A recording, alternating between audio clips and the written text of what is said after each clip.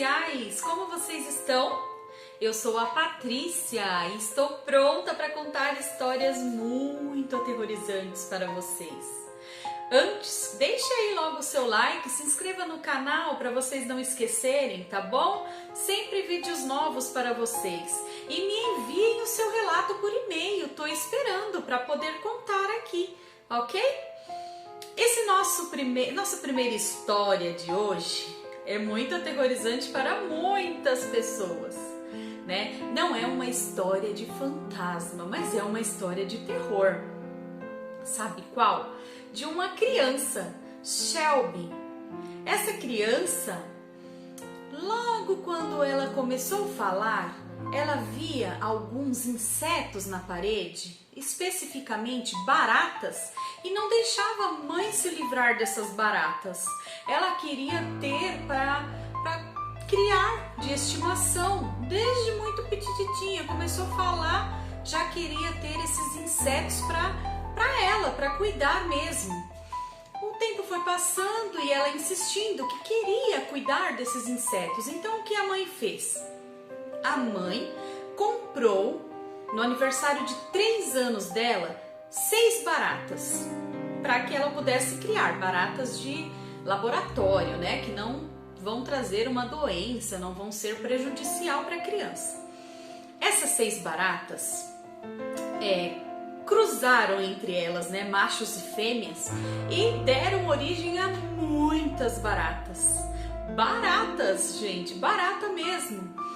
E hoje a pequena já está com 7 anos, com 12 anos e com 7.000 baratas. E acredita, ela dorme com as baratas no quarto junto com ela. Anda pelo corpo. É impressionante. Não é mesmo uma história de terror para muitos? Esta história termina aqui. E vamos para a próxima. A próxima fala um pouco da vida do pequeno James, que ele começou a ter pesadelos frequentes, em que se encontrava preso em um avião pegando fogo. O James, estava em meio àquele fogo ardente queimando ele, consumindo seu corpo. Após meses, no mesmo pesadelo, dia sim, às vezes não, mas sempre sonhando com o mesmo pesadelo, ele relatou para seus pais que o avião foi abatido perto de Jima, em uma base militar chamada Natoma, a região sul do Japão, e que seu colega se chamava Jake.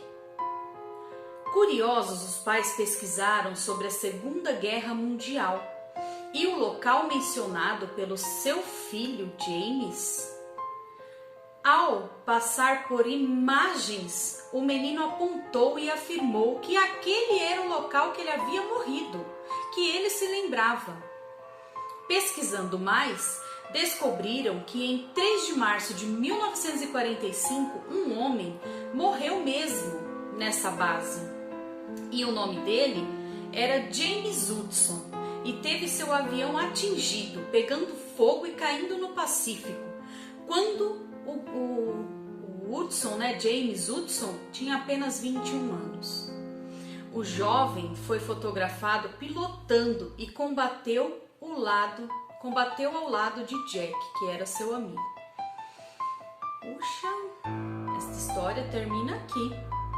Que coisa, né, gente? Será que o garotinho trouxe aí memórias de outra vida, né? Trouxe essas memórias de outra vida e coincidentemente o seu nome foi o mesmo? Os pais escolheram o mesmo nome que ele tinha na vida anterior, James?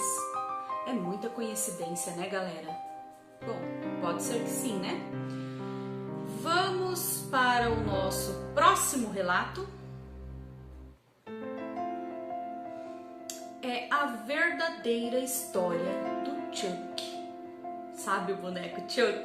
Olha meus bonequinhos aqui. Esses são bonzinhos. De vez em quando eles andam à noite pela casa, mas eles são bonzinhos. O Chuck, poucos sabem, Mas o filme Chuck, né, o brinquedo assassino, foi inspirado em um caso real. Em 1906, uma família cheia de dinheiro, né, de posses, tinha o costume de maltratar seus empregados, né?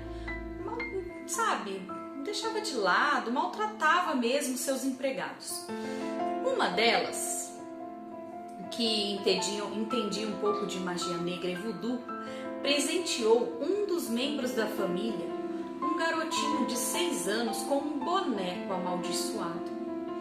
Logo, os dois se tornaram inseparáveis, o garotinho de 6 anos com um boneco amaldiçoado. A criança deu o seu primeiro nome, Robert, para o boneco e pediu para o chamarem apenas de Gene, seu apelido, que era o nome do garoto e o apelido era Gene. A partir de então, os fenômenos mais bizarros passaram a acontecer. O pai percebeu que Gene falava com o boneco constantemente. O garotinho de 6 anos estava sempre conversando com o boneco. E o pai ficou apreensivo ao ver essa cena, né? E aí, o mais interessante é que quando o Gene, o garotinho de 6 anos, conversava com o Gene boneco, que foi o mesmo nome que ele deu para o boneco, ele respondia, mas com uma voz diferente, uma voz mais gutural, uma voz mais estranha, mas ele respondia como se estivessem realmente conversando. Robert foi encontrado várias vezes em lugares onde não havia deixado o boneco. Várias vezes deixava o boneco no quarto, de repente o boneco aparecia na sala. Deixava na sala, de repente o boneco aparecia no banheiro. E aí, os pais ficaram apreensivos, mas o garotinho, medo nenhum, sempre conversando com o boneco, que também se chamava Robert e tinha o apelido de Gene. Os vizinhos relataram que viram o boneco em pé, sozinho, olhando pela janela. Com medo, a mãe do Robert, né, do garotinho de 6 anos, pegou o boneco e trancou em um armário. Trancou mesmo, porque ela estava com medo com tudo que estava acontecendo dentro de casa. E aí os vizinhos vieram falar que quando eles saíam, o boneco ficava em pé na janela olhando sozinho. A mãe falou: peraí, eu tenho que dar um jeito. E trancou o boneco no armário, no guarda-roupa. Bom, e os vizinhos o avistaram rindo e se movimentando, mesmo após de ser trancado no guarda-roupa. Como assim, né? Ele saiu do guarda-roupa. Os vizinhos viram o boneco rindo e se movimentando quando não tinha ninguém em casa. Quando entraram para verificar o quarto onde o boneco estava trancado no armário, estava todo bagunçado, mesmo sem ter ninguém dentro da casa, o quarto todo bagunçado. Anos mais tarde, a família faleceu. Toda a família faleceu. Pai, mãe e o Robert. Era adolescente, mas faleceu. E o boneco permaneceu na casa, sendo encontrado pelos novos proprietários. Esses novos proprietários tinham uma filha pequena. A menina o elegeu como seu boneco preferido, mas depois de um tempo começou a acordar gritando, alegando que o boneco estava tentando matá-la. Hoje em dia, o boneco verdadeiro, o boneco que deu origem ao Chuck, está no Museu Martelo, na Flórida, onde os visitantes precisam pedir permissão para tirar foto. A lenda diz que quem tirar uma foto sem autorização do boneco será amaldiçoado para sempre. Puxa, será, gente? Essa história termina aqui. Será que esse boneco é tão poderoso mesmo? Dá vontade, né? Não dá vontade de visitar esse museu e tirar uma foto? Claro que com permissão, né? Não somos tão corajosos assim. Bom, eu vou ficando por aqui. Espero que vocês tenham gostado dessas 3 pequenas histórias, que apesar de não ser assombrada, é de terror, né? E eu aguardo o seu relato assombrado para que eu possa contar aqui. Essa é a minha verdadeira paixão, relatos assombrados, mas eu preciso que vocês me enviem para que eu possa contar. E eu troco os nomes, tá, galera? Não precisa ficar preocupado com isso, tá bom? Um beijo e até mais. Tchau, tchau!